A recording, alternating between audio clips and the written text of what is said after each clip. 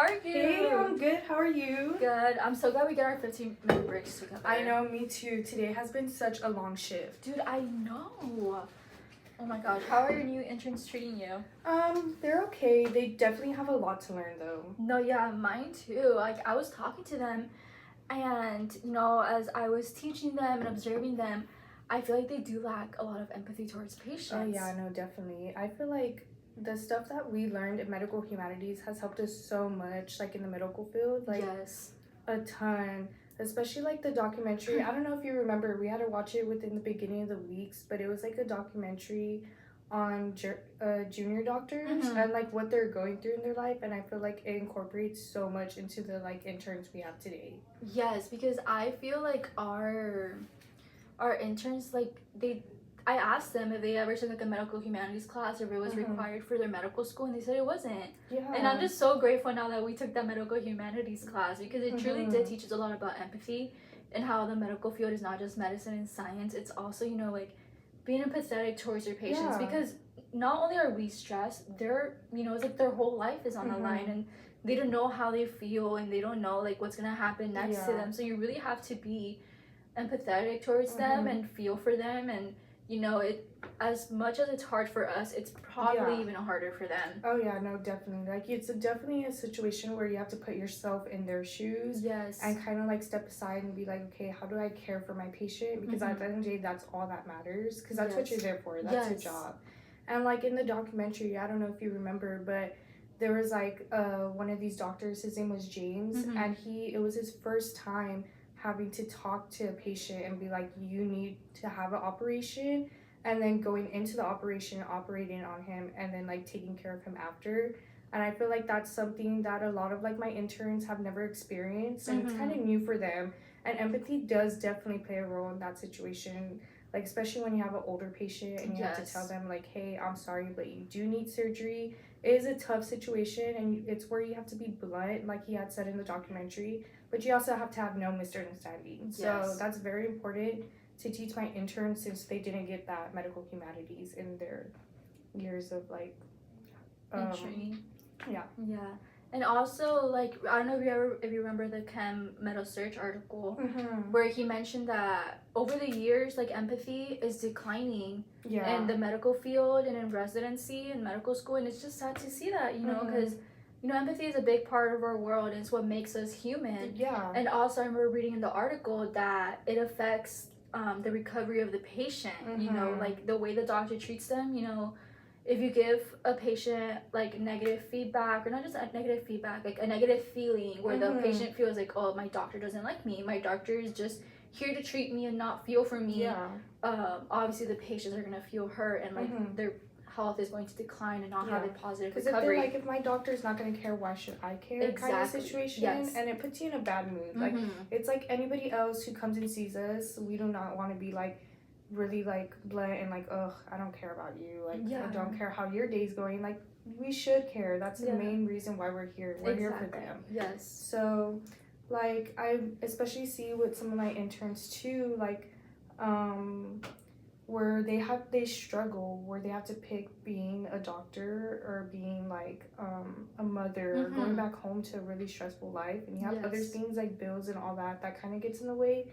So I feel like it's hard for them to manage it, but I think it's important for us to teach them as well, like what are things we could do like outside of the medical field, like, and outside of our job, to just keep ourselves going. So like, what do you do? Because like, I know us talking here helps a lot, but like, besides that, what else do you do? I really enjoy on my days off going on walks. I like being outside, especially like being 16 hours in a hospital, you know, dim lighting. It does it very depressing for our job.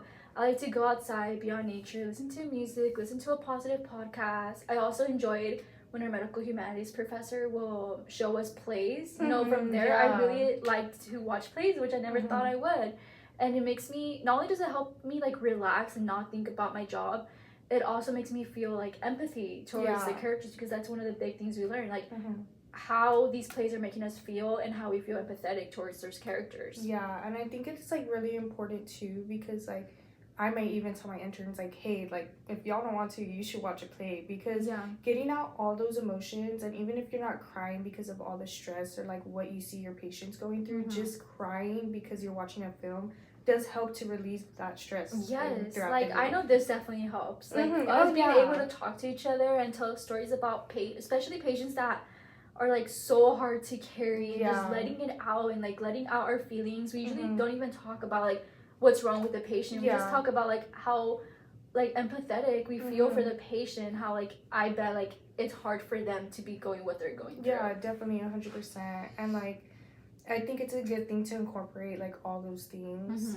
So it is good to like go on walks, get a fresh air, even like journaling sometimes could really help. Just like, you know, at the end of the shift, just write down like, hey, this is what I felt today, and this is what my patients were going through, so it made me feel a certain way, you know, made me feel sad, it made me feel down for them. But like just to get those emotions out in some way is a really big help. Yeah, I do think our interns should definitely try to do that, which I will definitely recommend for them, or even to like, you know, at the end of the day they can get together for 10-15 minutes, talk about their day, talk about what they learned, what they felt for these patients. Even like in a group setting, it's always good to share stories. Like we share stories all the time about like what goes on throughout our day or throughout the week, and I feel like it really helps us to relieve some of that stress, so we don't have to go home like tired and drained and just thinking about it all the time, because it's really not healthy for our brains. No. I also feel like some of my interns are so eager to be here, and I also feel like I've talked to most of them, and it's kind of like a lot of family pressure that they have. They're not here because they want to be doctors. Like a lot of them are like, oh, I'm here because like my family, like my dad's a doctor, my siblings are all in medical school, and you know, I kind of feel like this is like my path that I have to go through as well. And they're eager. They come in on their days off when they should be resting, like not just physically from like a long, you know, sometimes they work 48 hours straight, but also from like mentally resting, because it is a lot to be an intern. And also I feel like nowadays our interns get a lot more patients than we did. Like, definitely. Yes, they have to take care of so many patients, and I see it, and I'm just like, how are they doing all that? Because your intern year is like, you know, about learning and helping get through it, but they're also like being very burnt out from all that. And it's definitely gonna get a lot harder throughout the years. So it's kind of like, I have seen that with some of our interns where they're very eager, which is always a good thing to be eager and enthusiastic about what you do, because you should love what you do. But at the same time, I feel like they really need to think about like taking it at a slower pace and kind of like slow it down, because if they keep doing that, they're gonna burn out in about like 2 years into what they're doing, and they're not gonna when they're last residents, that long. And it's not gonna. It will eventually like it will backfire on them. Yeah, definitely. And like I had seen like in the documentary as well, where like Kayla, I had talked about it a little bit, but she was like kind of juggling between being a mom and then being a surgeon. Yes, and I remember this another doctor there in the documentary said that you can't be a good surgeon and be a good mom. Like you have to choose one, which honestly is really sad.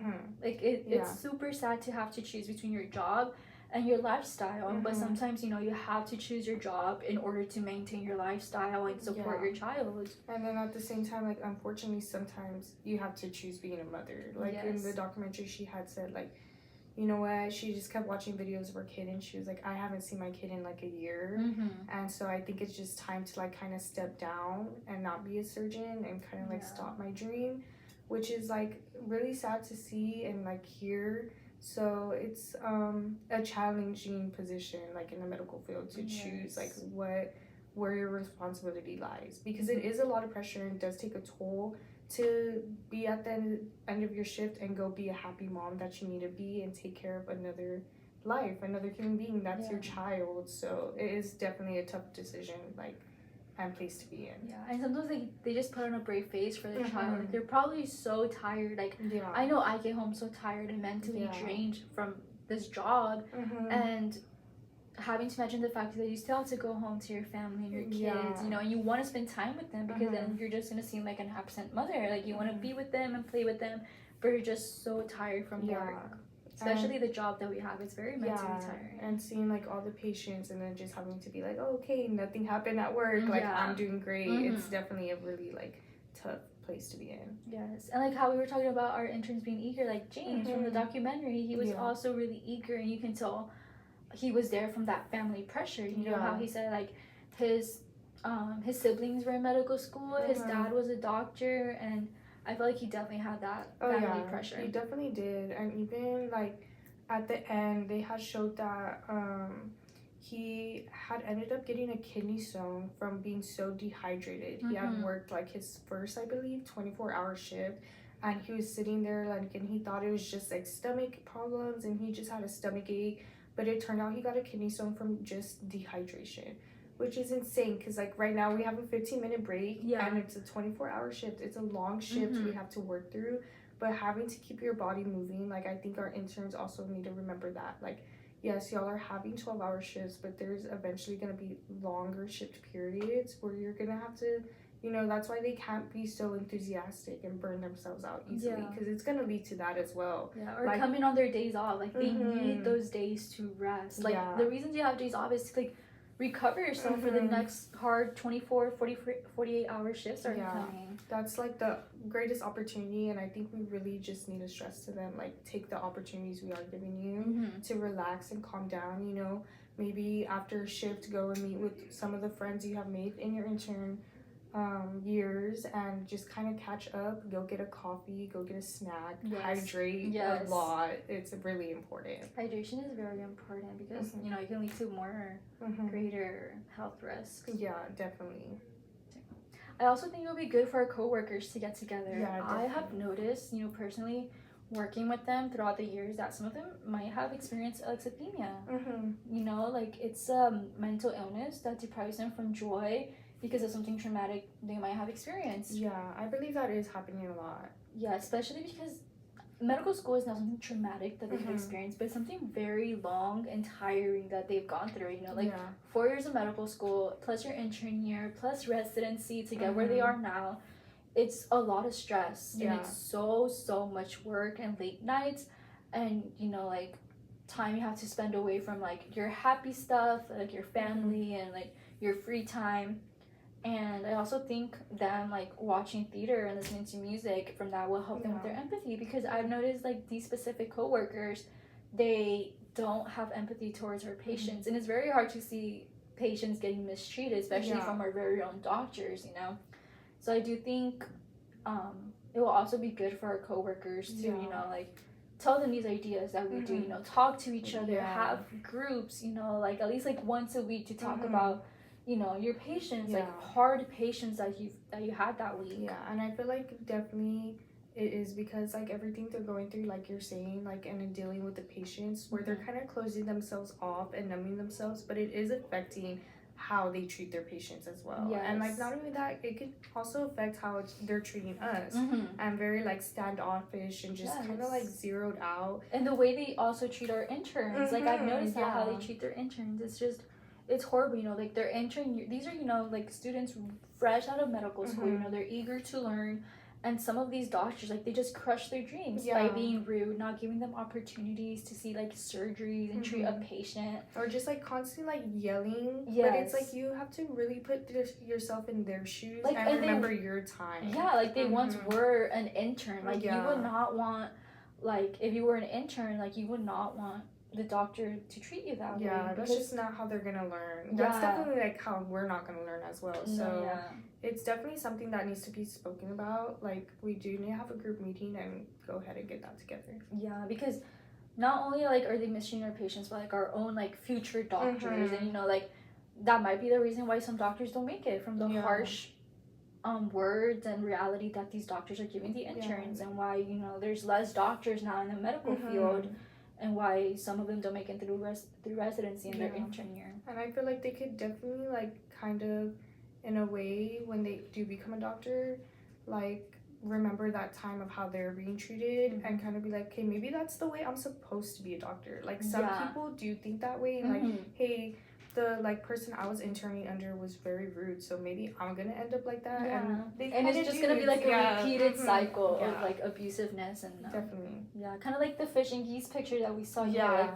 Like, the medical field is not just, you know, like medicine and science and treating patients, but it's also like an art. Like, you know, you have we're kind of like sometimes putting on a character for these patients. You know, we're acting like a different person because I definitely don't act this way or act like as a doctor when I'm at home. You know, we're kind of like a character that we're playing in this hospital. You know, and also like medicine is an art. Like you have to show feelings, be empathetic for these patients and your coworkers. Be like stone cold and numbing and all that.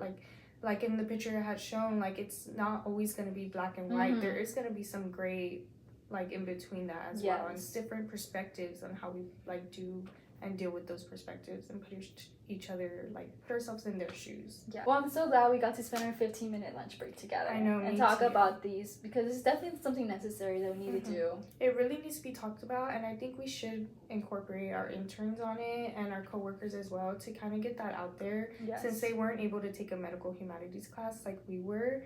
But yes, this 15-minute lunch was great, and I can't wait to get back to work. Likewise.